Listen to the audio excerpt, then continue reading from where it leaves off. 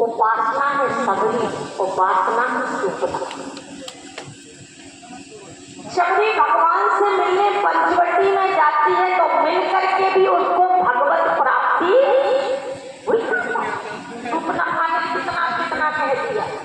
पंचवटी से गई एक बार देख निकल गई जुगल कुमारा, और क्या कहती है, तुम सब पुरुष नमो समनारी, जय संयोग विद रचा विचारी। कितनी मतलब अद्भुत भाषा का प्रयोग करती है। तुम सब पुरुष नमो समनारी, कहती मेरे समान कोई नारी नहीं है। फिर इसके बाद किस शब्दावली का प्रयोग करती है, कहती मन माना कछु तुम्हें निहारी, ताते अलग रहो कुंवारी। माताओं, हमारे यहाँ पहले बेटी जब शादी नहीं होती, कुंवारी होती, तो अपने पिता के घर होती। इसके बाद वो विवाह के बाद नारी बनती है। इसके बाद दाम्पत्य जीवन जब मिलता है तब वो महतारी बनती है। लेकिन वो ऑलरेडी थी महतारी, लेकिन और नारी भी थी, लेकिन भगवान के सामने कुंवारी बन रही। क्यों? क्योंकि वो वासना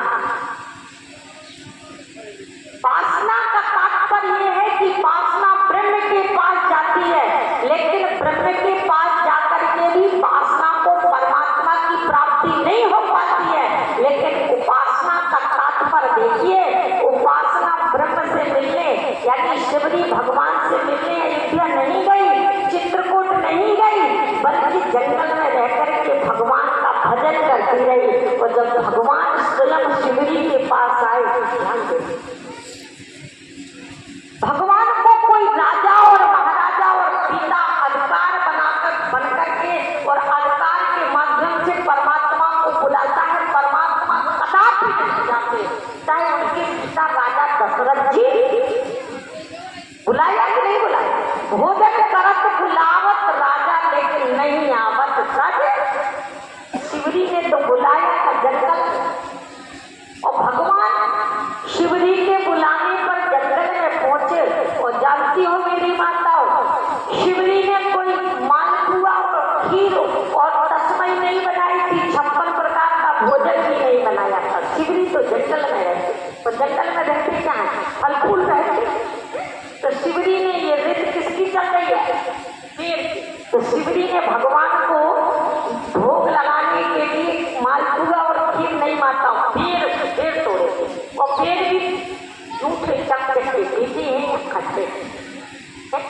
जिसके अंदर इतना सुंदर भाव होगा, जो घर में शिवरी बन करके भगवान का भजन करेगी, उसी घर में भगवान का वास हो जाएगा और भगवान को आना पड़ेगा। शिवरी जब भगवान के सामने गई और आरती उतारती है और गुण अपने गाती है, भगवान ने कहा, अरे बाबी तू कैसी पागल हो गई, तू आरती मेरी उतार रही है, गुण अपने गा रही है। तो शबरी ने कहा, क्या करूं प्रभु? भगवान ने कहा, जब आरती मेरी उतार रही है तो गुण भी मेरे गाओ ना। कैसे? बोले, कह रघुपति सुन भामनी बाता, वो मानव एक भक्त कर। शिवरी ने कहा था कि राम आएंगे, राम आएंगे तो अंगना सजाऊंगी, वो मेरी झोपड़ी के भाग कब जाग जाएंगे, राम आएंगे, वो मेरी झोपड़ी के भाग कब जाग जाएंगे, राम आएंगे, राम आएंगे, आएंगे, राम आएंगे, मेरी झोपड़ी के भाग कब जाग जाएंगे, राम आएंगे, राम आएंगे। कथा बता, ऐसे हमें भी भगवान की पूजा करना।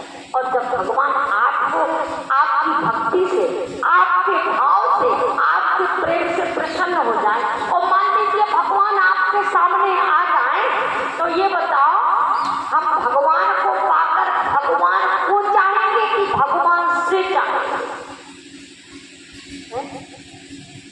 भगवान को चाहेंगे कि भगवान से चाहेंगे? भाई हर प्रश्न तो बता दे। भगवान तुम्हारी हम बहुत वर्णना करते भगवान, लेकिन संत हम अपने हमारे जैसे भिखारी यदि भगवान मिल जाए तो हम भगवान के न चाहें, भगवान से चाहें। भगवान हमारा घर बन जाए, गाड़ी आ जाए, जमीन हो जाए, हम मंत्री बन जाए, हम मुख्यमंत्री बन जाए, नौकर हो जाए, जो हो जाए, भगवान को चाहने वाला कोई बिरला ही होगा। भगवान से चाहने वाले को मिलेगा। और विश्वास न हो तो मैं प्रमाण दे दूं आपको। अयोध्या के लोगों में और मिथिला के लोगों में अंतर इतना ही है क्या? बोले अयोध्या के लोग भगवान को पाकर के भगवान से लेना चाहते हैं, लेकिन मिथिला के लोग भगवान को पाकर भगवान से लेना नहीं बल्कि भगवान को देना चाहते हैं। अयोध्या के लोगों ने भगवान से क्या लिया और मिथिला के लोगों ने भगवान को क्या दिया? बोले अयोध्या के लोगों ने दिया ये है, राजा मनु और रानी शत्रुपा ने दान शिरोमणि कृपा निधि नाथ कहो सद्भाव, चाहो तुम्हारे समान सुख।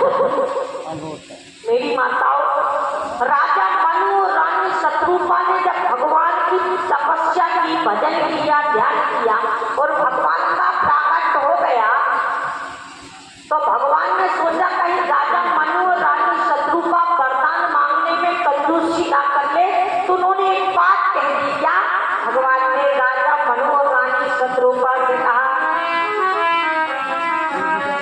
बोले सब कुछ